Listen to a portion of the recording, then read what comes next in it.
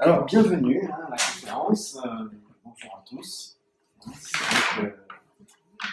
C'est un sujet qui risque de faire. Ça intéresse toujours beaucoup de gens. Alors, premièrement, je suis Patrick Martini, je suis un astrophysicien,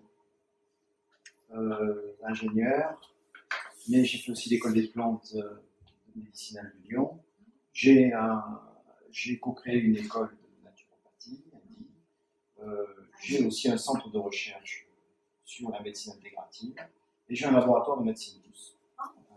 Et en plus, j'ai aussi une clinique où je reçois pas mal de patients. À la Bédou. C'est pas très loin, c'est entre Marseille et vers Cassis. Et en fait, aujourd'hui, je lance cette nouvelle conférence, on va dire, chaque année j'en ai une, pour juste donner des informations au grand public. D'accord ? Alors, pourquoi grossit-on ? Ça fait partie des grands mystères. Alors, il y en a d'ailleurs, des mystères, il y en a un paquet. Il y a le Sphinx d'Égypte, il y a Stonehenge, des menhirs en Angleterre. C'est un grand mystère. Un autre très grand mystère, c'est pourquoi Brad Pitt et Angelina Jolie ont divorcé. C'est un autre très grand mystère.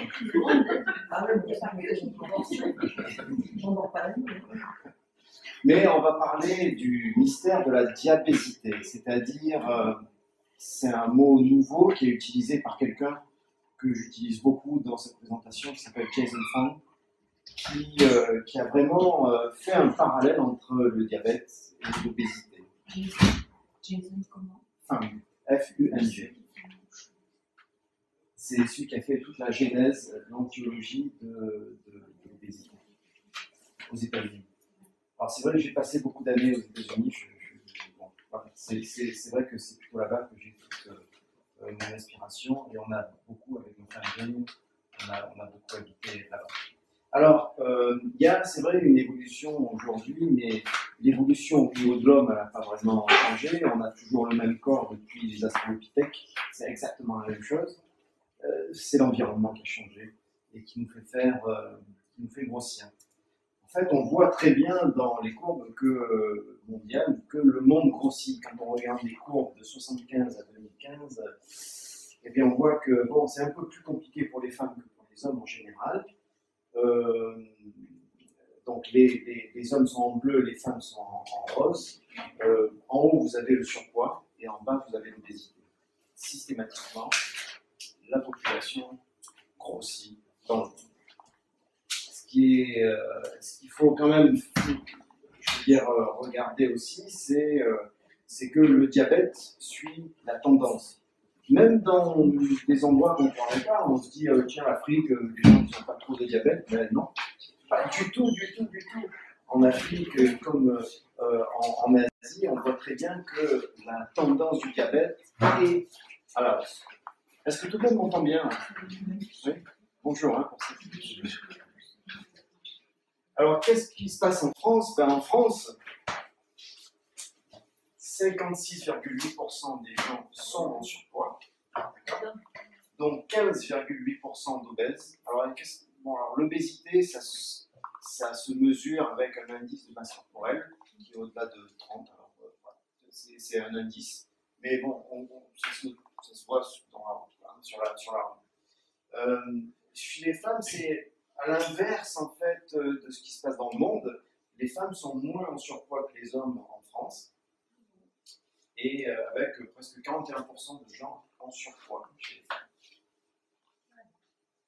Alors le truc, c'est que là aussi, le diabète suit, puisqu'on a 3 millions de diabétiques en France, 500 000 diabétiques qui s'ignorent, soi-disant, et 400 nouveaux cas diagnostiqués par jour. D'accord ? Il y a une croissance énorme du diabète dans le monde et en France. L'hypoglycémie, c'est pas pareil. Alors, non, c'est que l'hypoglycémie, mais c'est surtout le sucre et l'insuline. C'est des choses. Qu'est-ce que c'est que le diabète ? Donc, le diabète, c'est quoi ? Alors, diabète, il y a plusieurs types de diabète, d'accord ? Mais c'est lié à un problème avec le C'est Une surproduction de sucre. une surproduction. Disons qu'à un moment, vous n'arrivez plus à gérer le sucre dans votre sang. Pour différentes raisons. Donc c'est différent. Mais je pourrais en parler plus, mais ça. L'émotionnel qui ne joue beaucoup. Pardon? Pour les diabètes, il y a beaucoup d'émotionnel qui joue beaucoup. Émotionnel. L'émotionnel par compensation. Compensation, je suis pas de douceur. Alors, si je mange vers vous et je vous demande pourquoi grossit-on, qu'est-ce qu'on dit? Manque d'exercice. On mange trop. Il passe le sport. Hein? Pas de frein. Question du terrain. Terrain. Ouais, j'ai jamais fait plus de gros obèses que l'autre. Terrain. Alors, génétique. Diabète UL, génétique petit. Hein? Diabète UL, plutôt génétique. Ouais, disons que. Alors là aussi, la génétique, c'est toujours un truc qui est assez délicat, parce qu'on voit qu'on a beaucoup de choses, effectivement, qui sont gravées dans les gènes, mais après, ces gènes sont exprimés ou non, suivant l'environnement. Vous voyez? Donc, bon, vous direz, ma femme Gillian, c'est typiquement. Voilà. Un effet typiquement de la zone, on va dire, est de l'Afrique. C'est vrai que naturellement. Par contre, si elle se trouve à New York et manger des fruits de 30 ans par jour, elle va dépasser les 100 kilos. Donc, effectivement, on va dire que les gènes de l'obésité peuvent s'exprimer dans un certain environnement. D'accord? Bien, allez-y. Donc, on va travailler sur biologie, d'accord? Essentiellement biologie, attention, tabouret.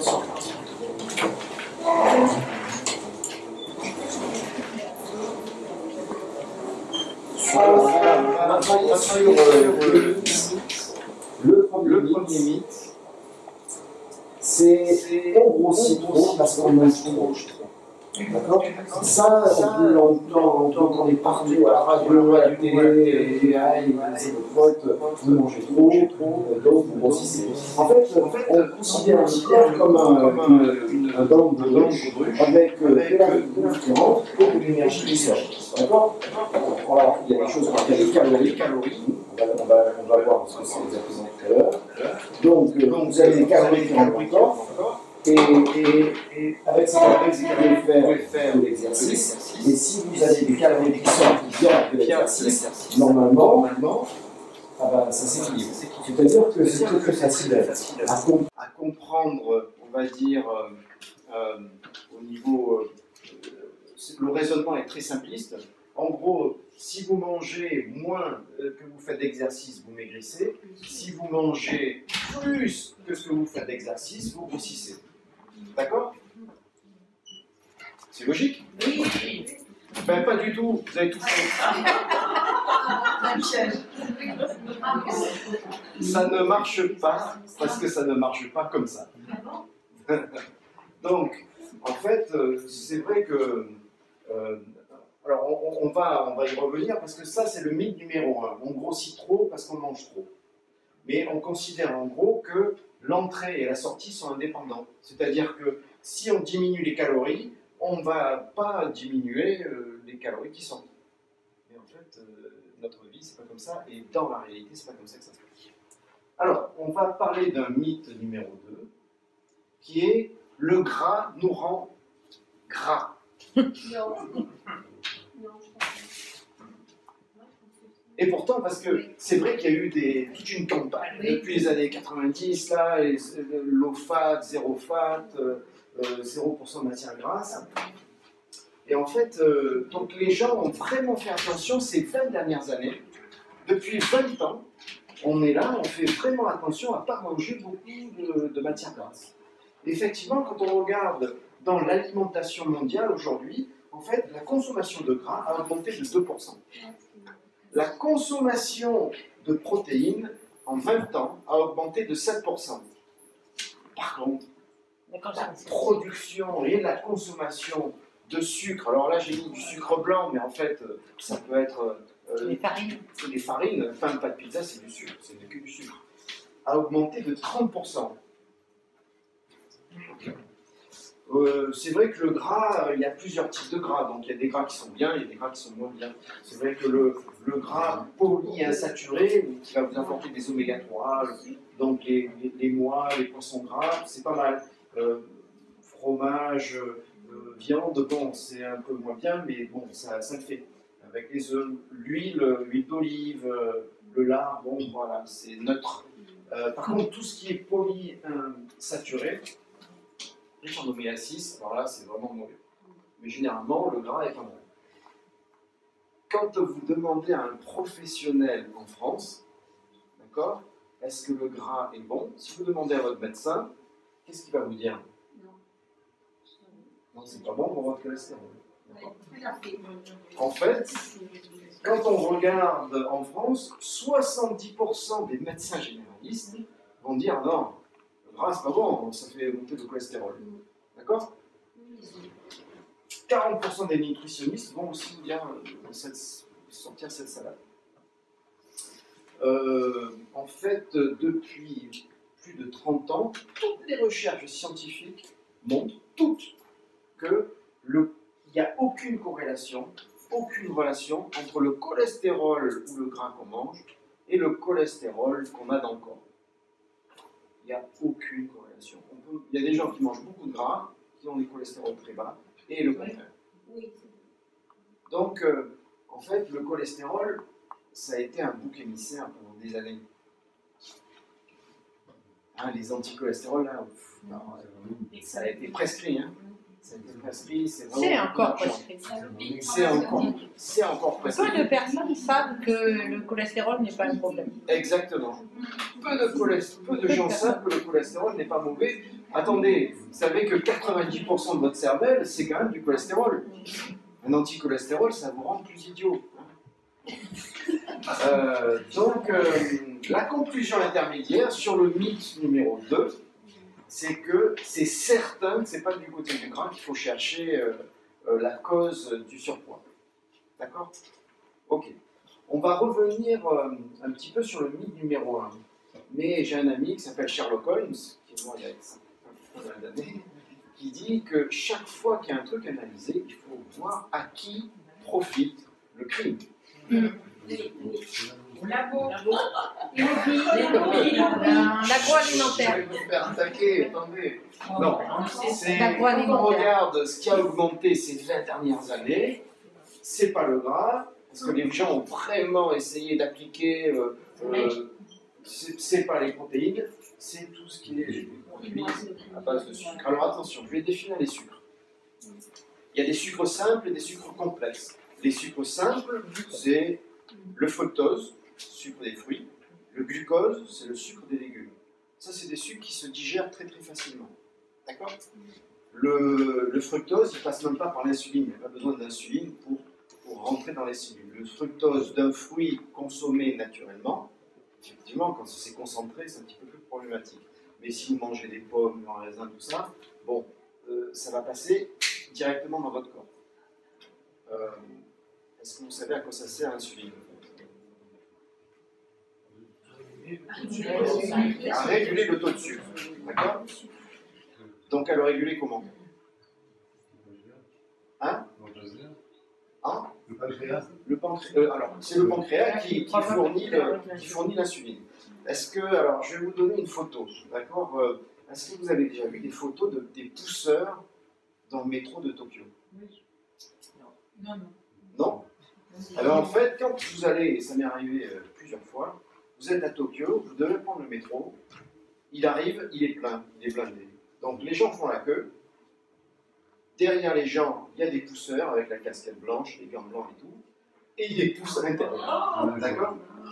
Donc l'insuline, c'est ça, c'est-à-dire que l'insuline sert à faire rentrer du sucre dans les cellules. Il faut se dire que la rame de métro, c'est la cellule, les gens, c'est le sucre, et l'insuline, c'est les pousseurs. Donc, les pousseurs qui vont essayer de pousser les gens à l'intérieur du métro. D'accord? En fait, l'insuline, ça sert à faire rentrer le sucre dans la cellule.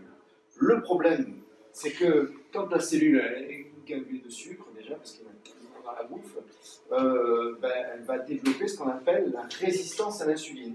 C'est toujours que la cellule est tellement gavée de sucre, elle se dit non. Donc le corps, s'il reçoit encore plus de sucre, il va produire encore plus d'insuline, parce qu'il y a une résistance à l'insuline. Mais du coup, comme il y a plus d'insuline qui pousse, que ça va gaver encore plus les cellules vont développer encore plus de résistance à l'insuline. Et ça crée le diabète. Voilà. Alors, on va revenir sur le mythe numéro 1. On mange trop et on ne fait pas assez d'exercice. Tout est basé en fait sur les calories. D'accord? Chaque calorie compte. Ça, c'est une pub de Coca-Cola. En 2011, Coca-Cola a payé 2,3 milliards de dollars, d'accord, pour cette pub-là. Et pour payer tous les gens pour dire ah mais non mais les calories c'est bien, il ne faut pas en donner trop parce que chaque calorie compte, d'accord. Bon, c'est sûr que quand moi qui ne fais pas de pub, je dis ben non ça ne veut rien dire, je ne fais pas le poids, d'accord. Quand vous dites quelque chose, vous ne faites pas le poids de toute façon. C'est pour ça qu'il ne faut pas être couillon. Tous les régimes, en fait, ils ne marchent pas à moyen terme. Les Ducan, les cinémas, en fait, ça ne marche pas. D'accord? Et tout est basé sur les calories. Donc, parfois, il faut se poser des questions sur la cause profonde des choses, parce que si on prend comme hypothèse que les calories, ça veut dire quelque chose, et qu'on définit des choses par rapport à ces calories, mais que ça ne marche pas, peut-être que c'est l'hypothèse calorique qui n'est pas bonne. Il faut remettre ça en question. Alors, je vais vous demander une chose. Qu'est-ce que c'est une calorie? L'énergie. L'énergie. La chaleur. La chaleur. Hein? Ça chauffe. Hein? Bon, alors je vais vous le dire. En fait, la calorie, c'est l'énergie qu'il faut pour élever de 1 degré la température de 1 gramme d'eau. En gros, ça n'a aucun rapport avec les vitamines et les minéraux que vous avez dans la bouffe. Rien à voir. C'est la capacité de la nourriture à faire chauffer de l'eau. En fait, on s'en fout. On s'en fout, mais alors, on parle de faire grossir. Bon, le gras, il fait chauffer plus que le sucre, mais... Ça sert pour les plombiers. Ça sert pour les plombiers. Mais voilà, c'est tout. C'est tout. Vous voyez? Donc, non, pas forcément. Pour réguler un corps qui va être au froid, c'est important les calories. Pour réguler, pour le chauffage. Non, pas pour le chauffage. Quand vous avez quelqu'un, enfin on le voit pour ceux qui font des treks dans le nord, dans le pôle Nord ou autre, il est important d'avoir une alimentation calorique. Ah oui, non, mais ça c'est... Parce qu'elle apporte au corps la résistance au froid. C'est pas de la dépense, hein. C'est simplement tenir le corps au chaud. Exact. Alors, c'est vrai et c'est pas vrai. D'accord? C'est vrai, et je vais l'expliquer en détail. Et vous allez comprendre que ça nous intéresse, parce que ça, c'est ce que vont dire le lobby, justement. Ce que va dire le lobby, parce que pour dire qu'effectivement, quand on a froid, il faut se réchauffer. Et c'est vrai. Mais l'hypothèse reste fausse. D'accord? Et vous allez comprendre. On va revenir sur l'hypothèse. Donc, plus de calories, pour maigrir, il faudrait faire plus de calories qui sortent. D'accord? En fait, c'est comme si notre ami Deschamps disait « Oui, on a perdu parce que ils ont marqué trop de buts et nous, pas assez de buts. » Bon, en fait, il n'a pas dit ça hier. Ça, c'est exactement pareil, de dire bon, mais on a mangé trop et on n'a pas dépensé assez. Alors qu'en fait, le gros souci, c'est que quand on regarde scientifiquement le problème, en fait, l'entrée et la sortie sont complètement indépendantes. Ça veut dire quoi? Ça veut dire que quand on mange moins, en fait, on dépense moins d'énergie. Notre métabolisme, c'est-à-dire l'énergie utilisée par le corps, diminue. Quand on mange trop ou quand on mange plus, ça augmente en fait le métabolisme, donc on va se réchauffer. Donc ça veut bien dire que l'hypothèse on mange trop et on ne fait pas assez d'exercice, ça n'a aucun fondement parce que déjà, ça c'est juste le point numéro 1, l'entrée et la sortie sont complètement dépendantes en fait, en réalité. Donc quand on régime, alors ça explique beaucoup de choses parce que si vous voulez, quand vous faites un régime par exemple hypocalorique, vous mangez moins, d'accord? Et vous dites que vous dépensez autant. Mais en fait, scientifiquement, et ça c'est des données enregistrées sur 50 000 personnes, votre métabolisme diminue, ça veut dire que vous dépensez moins d'énergie. D'accord? Après, quand vous voyez que ça ne marche pas, que vous ne perdez pas de poids, vous reprenez à manger normalement, mais comme votre métabolisme est bas, et qui mettra quelques semaines avant de remonter, vous reprenez le double de poids ce que vous aviez initialement. En fait, c'est comme ça que ça marche. Voilà. Donc, on va voir un petit peu avec un autre exemple. Je suis alcoolique parce que je bois trop d'alcool et j'en élimine pas assez. Trop d'alcool qui rentre et pas assez d'alcool qui sort. Qu'est-ce qu'a posé pour la photo? C'est Patrick. C'est Patrick Durand, garçon. Donc, si on regarde les causes, on va essayer de voir les causes véritables de ce problème-là. La cause proche, c'est je bois trop d'alcool. Donc, on se dit, bah, t'as qu'à boire moins d'alcool. Vous allez dire ça à un alcoolique, il va dire, mon collègue, moi, je sais pas, mais j'arrive pas. C'est une addiction, je bois. Bon. Donc, déjà, ça marche pas le raisonnement. Donc, en fait, peut-être que la cause véritable, c'est pas vraiment je bois trop d'alcool. La cause véritable, c'est le stress, la situation personnelle, l'addiction. Mais à ce moment-là, quand on a identifié la cause véritable, à ce moment-là, on peut vraiment dire, ben, en fait, la solution, ben, c'est d'aller voir les alcooliques associés, d'aller voir les copains, de faire de changer de travail qui va nous donner moins de stress, etc. Vous voyez? Par rapport à un problème, il faut vraiment travailler sur la cause profonde, voilà, qui est la cause véritable. Donc si on suit le modèle, alors ça c'est le pauvre David aujourd'hui, je suis gros, d'accord? Je suis gros, la cause proche du modèle va être je prends trop de calories. Donc on va dire mange moins et fais plus d'exercice. C'est la cause proche.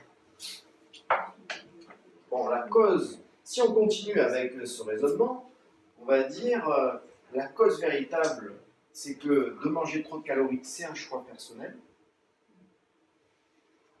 Et si tu n'arrives pas à moins manger et à bouger plus, c'est que tu as un problème de volonté. Et ça, c'est vraiment le truc le plus injuste et le plus cruel en fait qu'on peut dire à quelqu'un. Parce que ça ne dépend pas du tout de ça. D'accord? C'est pas, les gens n'ont pas grossi en 30 ans parce qu'ils ont moins de volonté qu'il y a 30 ans. On a toujours la même volonté. Donc on peut se poser des questions sur le modèle calorique. Alors on va revenir un petit peu sur ce modèle d'où il vient. Il est venu de notre évolution. Ça, c'est quelques photos qu'on a prises du temps passé. Il y avait des canons quand même, il y a 5000 ans. En fait, est-ce que vous savez quand ont été faites les premières règles de la diététique? Non, non, elles ont été, on va dire, gravées dans nos gènes il y a 2 millions d'années. D'accord?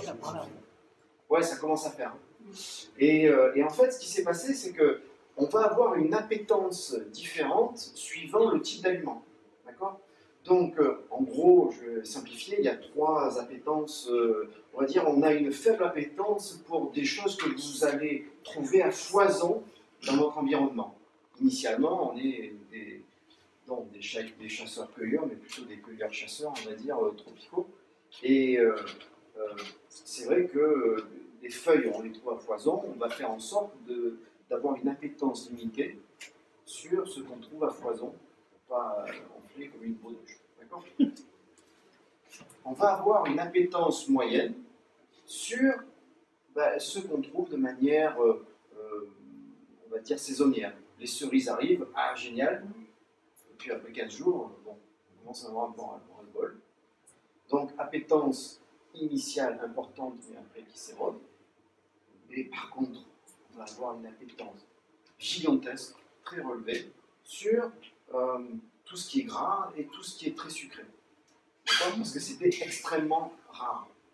C'était extrêmement rare. Bon, alors c'est normal que la cuisine se soit développée sur des trucs où on a beaucoup d'appétence. Donc, bon, ça c'est des thèses qui sont assez récentes de paléontologie et d'anthropologie, qui montrent que vraiment ces différentes appétences sont très très importantes à comprendre. Et en fait, c'est vraiment les règles de base de diététique qui ont été faites il y a quelques millions d'années. Alors, en fait, on va faire une petite analogie avec une centrale. Une centrale qui crée de l'énergie. Vous avez du charbon, c'est des charbons qui arrivent, et vous brûlez, et ça crée de l'énergie. Mais en fait, ça ne marche pas vraiment comme ça dans une centrale. Il faut avoir une réserve, parce que si vous arrive moins d'énergie, moins de charbon, vous allez avoir, il faut quand même quelque chose qui fasse le tampon. D'accord ? En fait, la gestion énergétique, c'est si du charbon arrive, une partie est mise en stock et une partie est utilisée. S'il y a moins de charbon qui arrive, on diminue la production d'énergie. Mais si on est en pénurie totale de charbon, ben on utilise le stock. En fait, dans le corps humain, c'est ça, c'est exactement ça tout le temps. Parce que si on n'a pas de nourriture, le corps il ne veut pas mourir.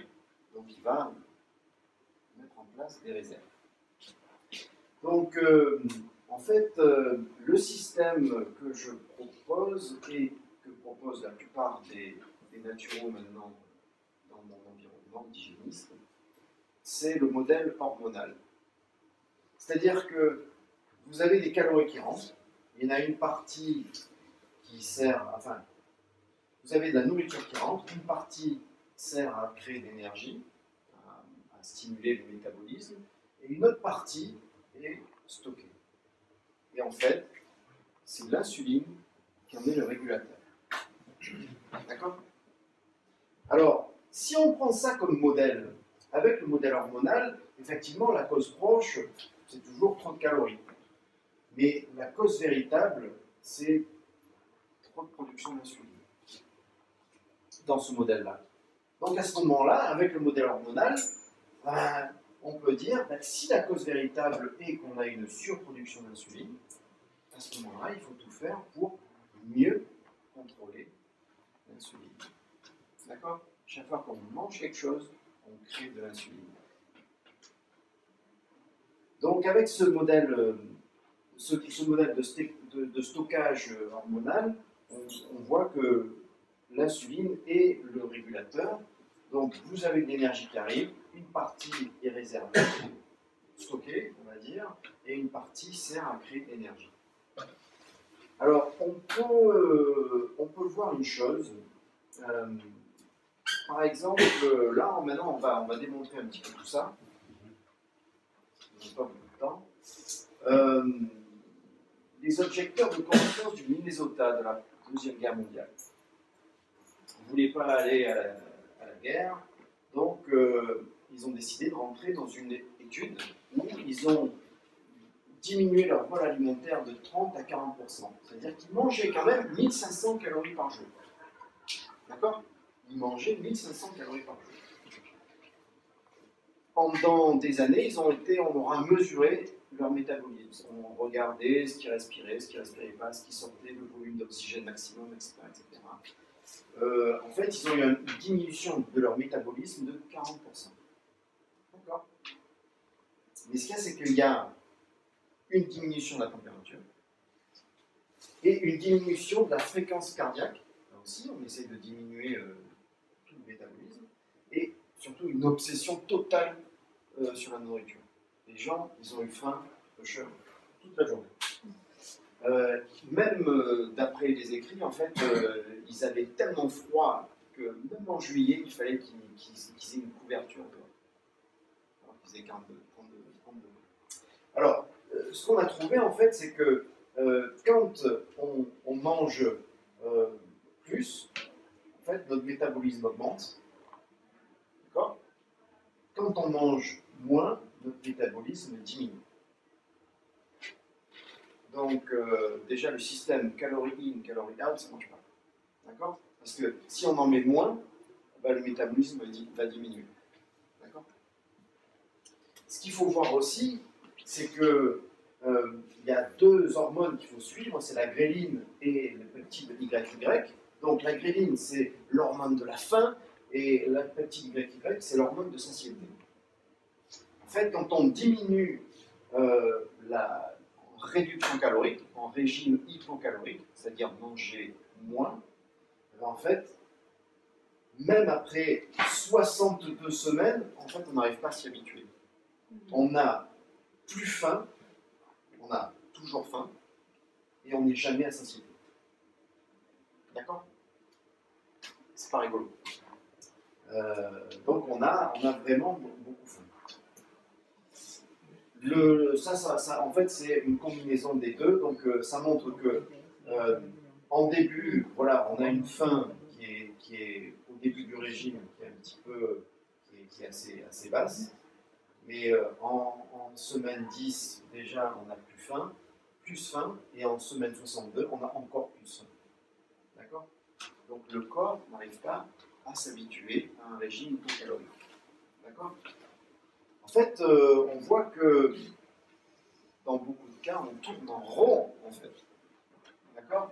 C'est-à-dire que le cercle vicieux, c'est on prend moins de calories, donc on a une perte de poids initiale, on se dit c'est bon, mais en fait, après, on a une diminution du métabolisme et de la sensation de...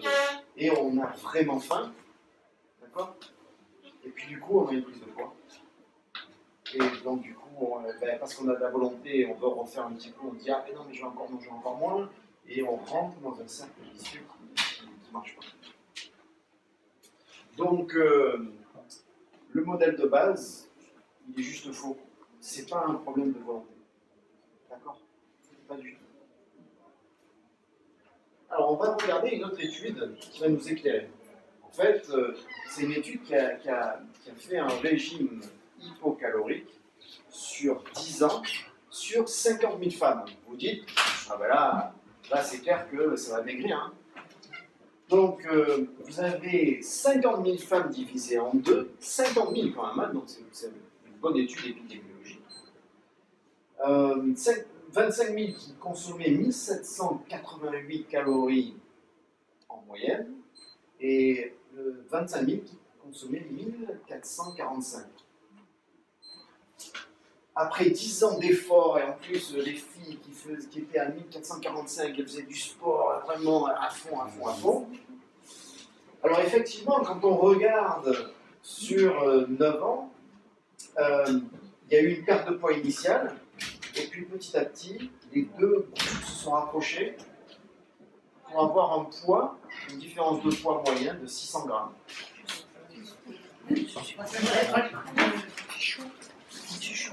C'est pas cool.